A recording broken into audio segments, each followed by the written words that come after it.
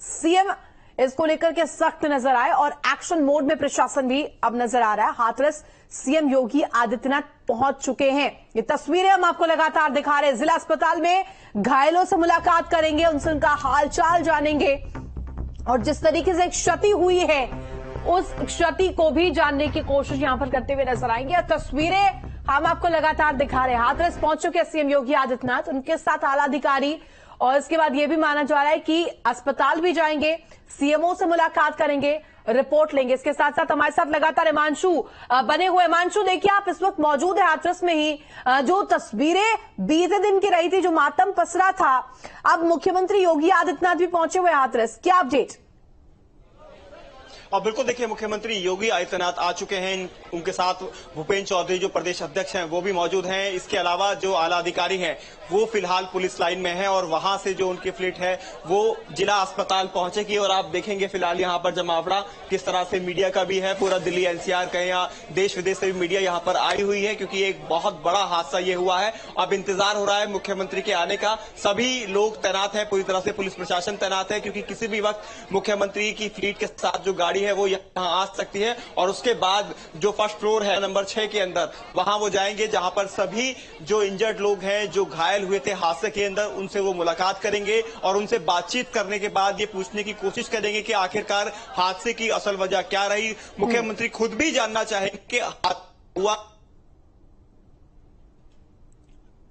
बिल्कुल हिमांशु, और अभी पुलिस की तरफ से एक मैसेज कन्वे किया है, जिसमें 12:30 बजे प्रेस कॉन्फ्रेंस भी मुख्यमंत्री योगी आदित्यनाथ करेंगे, यानी कि मीडिया से भी बातचीत करेंगे इस पूरे मुद्दे पर। 12:30 बजे जो पुलिस लाइन है वहां पर, जो हॉल है वहां पर रखी गई है हाथरस पुलिस लाइन के अंदर, तो 12:30 बजे अभी आप देखेंगे फ्लीट की जो सायरन की आवाजें हैं वो आने लगी है। कुछ ही देर के अंदर मुख्यमंत्री की जो फ्लीट है और मुख्यमंत्री यहां पर पहुंचेंगे, ऐसा बताया जा रहा है। और तमाम लोग अब टकटकी लगाए इंतजार कर रहे हैं कि मुख्यमंत्री यहां आए और उसके बाद किस तरह से वो यहां पर घायलों से मिलते हैं, क्या कुछ सांत्वना उनको देते हैं। हालांकि कल से लगातार मुख्यमंत्री इस घटना पर नजर बनाए हुए थे। कल ही उन्होंने एक्शन लेते हुए लगातार यहां पर टीमें गठित कर दी गई थी, जांच कमेटी गठित कर दी गई थी और 24 घंटे में रिपोर्ट भी मांगी थी।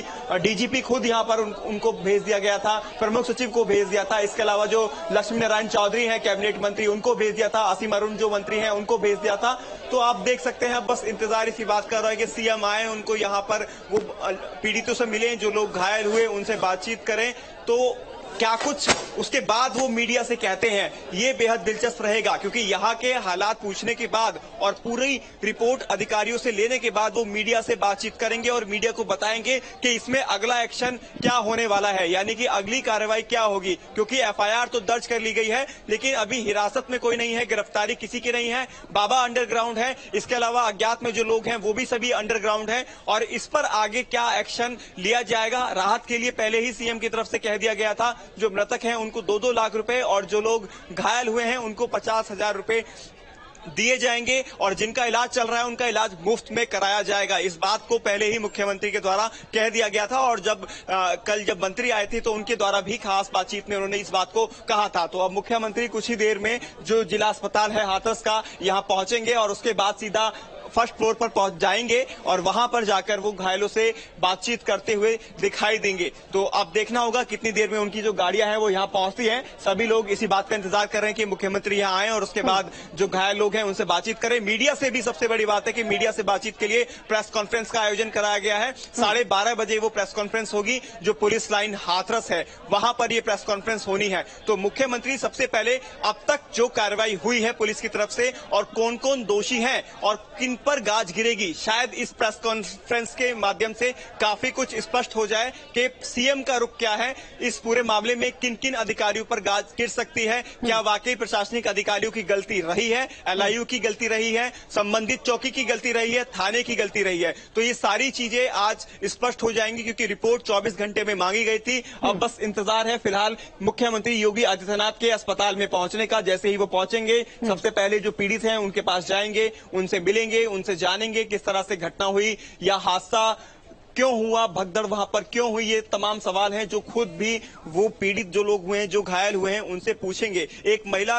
पुलिसकर्मी जो कल वहां पर तैनात थी, उनसे हमने भी बातचीत की थी, वर्दी में यहां थी, वो अनकॉन्शियस थी, बेहोशी की हालत में थी जब उनको अस्पताल में लाया गया। लेकिन जब उनसे बातचीत की तो उनका कहना था तमाम महिलाएं थी जो गिर रही थी उनको बचाने में, वो भी उनके नीचे दब गई थी और एक के बाद एक जो भीड़ थी, जो मॉब था, वो बाहर निकलने की कोशिश कर रहा था। यही वजह थी कि भगदड़ में इतने लोग, क्योंकि लाखों की संख्या में लोग बताए कि इतनी बड़ी संख्या में कैजुअलिटीज हुई हैं। और सबसे बड़ी बात यह है कि 116 जो आंकड़ा कल ऑफिशियल देर शाम तक यानी रात तक दिया गया, उसमें इजाफा हुआ है, ये अब तक जानकारी मिल रही है और मृतकों की संख्या बढ़ गई है। तो देखना होगा अब इसमें क्या कुछ आगे का एक्शन लिया जाएगा, क्या कार्रवाई हिमांशु, और क्या कुछ जांच में आता है वो तो जांच का विषय है, लेकिन जिस तरीके से रुख यहाँ पर मुख्यमंत्री का रहा है, क्योंकि मुख्यमंत्री खुद पहुंचे हैं, इस बीच अखिलेश यादव क्या कुछ कह रहे हैं, सुनवा देते हैं। इंतजाम करने चाहिए थे प्रशासन के और पर्याप्त इंतजाम करना चाहिए था अस्पतालों में, दवाई में। आज सरकार के पास क्या है?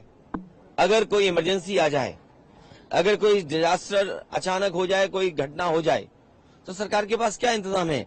क्या पिछले वर्षों से इतने से सरकार चल रही है, बस यही इंतजाम किया है कि लोगों की जान चली जाए? और उत्तर प्रदेश में कोई पहली घटना नहीं है जहां इस तरह की लापरवाही देखने को मिल रही हो। इस तरह की घटनाएं दोबारा ना हो, उसके लिए प्रशासन को और सरकार को जिम्मेदारी से काम करना पड़ेगा और इस तरह के बड़े आयोजन में कोई न कोई एसओपी बना करके रखनी चाहिए। तो अखिलेश यादव क्या कुछ कह रहे थे, हमने सुनवाया, किस तरीके से वो सवाल खड़े कर रहे थे तमाम चीजों को लेकर के, इंतजामों को लेकर के, क्यों वो इंतजाम पहले से पुख्ता तौर पर नहीं किए गए, जिसका खामियाजा यहां पर भुगतना पड़ा है, जो लाशों का अंबार लगा था, उसको लेकर के सवाल खड़े करते हुए अखिलेश यादव नजर आए। हिमांशु हमारे साथ लगातार बने हुए। हिमांशु, देखिए जिस तरीके से अखिलेश यादव का बयान भी सामने आया, उन्होंने सवाल खड़े किए हैं और महज अखिलेश यादव नहीं, अगर बात करें विपक्ष के तमाम नेता यहां पर इसको लेकर के सवाल खड़े कर रहे हैं। दूसरी तरफ मुख्यमंत्री योगी आदित्यनाथ भी एक्शन मोड में है, उन्होंने भी नजर बनाए हुए 24 घंटे के भीतर रिपोर्ट मांगी है।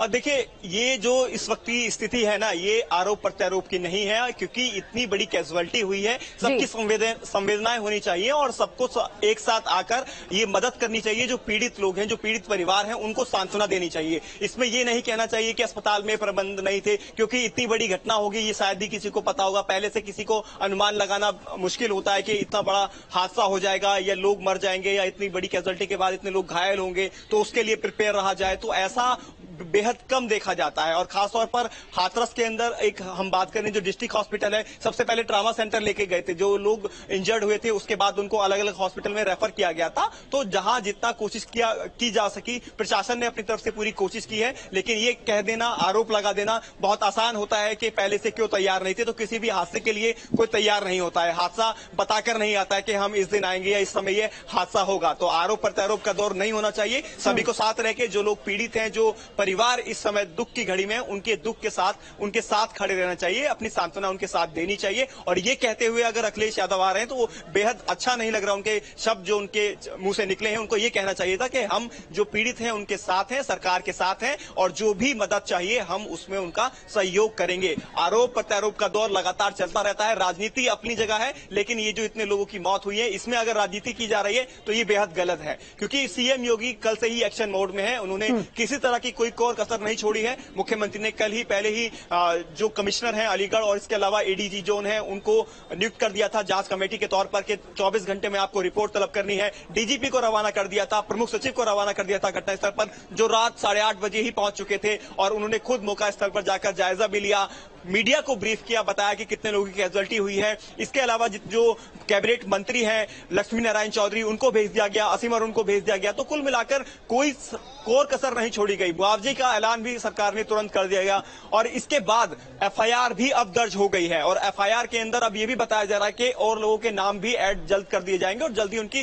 गिरफ्तारी भी सुनिश्चित की जाएगी। क्योंकि 24 घंटे में जब जांच रिपोर्ट टेबल पर रखी जाएगी तो सीएम योगी खुद उसको पहले देखेंगे, इसमें क्या कुछ रहा है, क्या कुछ निकल कर आया है, और दोषी जो भी पाए जाएंगे, चाहे वो प्रशासनिक अधिकारी हो या दूसरे विभाग के लोग हो, किसी को बख्शा नहीं जाएगा। ये साफ उन्होंने कह दिया है। तो ऐसे में किसी पर आरोप लगाना ये बिल्कुल इस वक्त इस स्थिति के अंदर सही नहीं है। फिलहाल इंतजार सिर्फ मुख्यमंत्री का हो रहा है, क्योंकि सारी टीम डॉक्टर्स की जो है फर्स्ट फ्लोर पर पहुंच चुकी है और सभी सीएमओ से लेकर जितने भी अधिकारी हैं वो भी फर्स्ट फ्लोर पर हैं, इंतजार कर रहे हैं सीएम के आने का। जैसे ही सीएम आएंगे मुलाकात करेंगे सबसे पहले पीड़ितों से, उसके बाद यहां से जब जब रवाना होंगे 15 से 20 मिनट वो यहां रुकेंगे, पुलिस लाइन के लिए रवाना होंगे, वहां पर वो प्रेस कॉन्फ्रेंस करेंगे, मीडिया से रूबरू होंगे और अब तक के घटनाक्रम को पर क्या कुछ एक्शन लिया गया है, क्या कार्रवाई की गई है, इसके बारे में मुख्यमंत्री मीडिया को बताते हुए नजर आएंगे। यानी कि वो भाग नहीं रहे हैं, सरकार भाग नहीं रही है, सरकार लगातार एक्शन ले रही है और बता रही है कि अब तक उन्होंने क्या काम किया है, क्या हिमांशु। और संख्या दर भी लगातार देखिए बढ़ रही है, इसको लेकर के भी अपडेट मिल रही है लगातार। पहले संख्या दर की पुष्टि हुई थी, वो 116 की थी, बाद में संख्या दर को लेकर के जानकारी मिली 121 जिंदगियां। बताया गया कि इस दौरान जो भगदड़ है उसकी भेंट चढ़ गई, यानी कि संख्या दर बढ़ रही है। ऐसे में फिलहाल जो घायल है उनकी स्थिति क्या बनी हुई है, इसको लेकर के भी हालचाल जाना जाएगा। मुख्यमंत्री खुद पहुंचेंगे तो इसके अलग मायने हैं।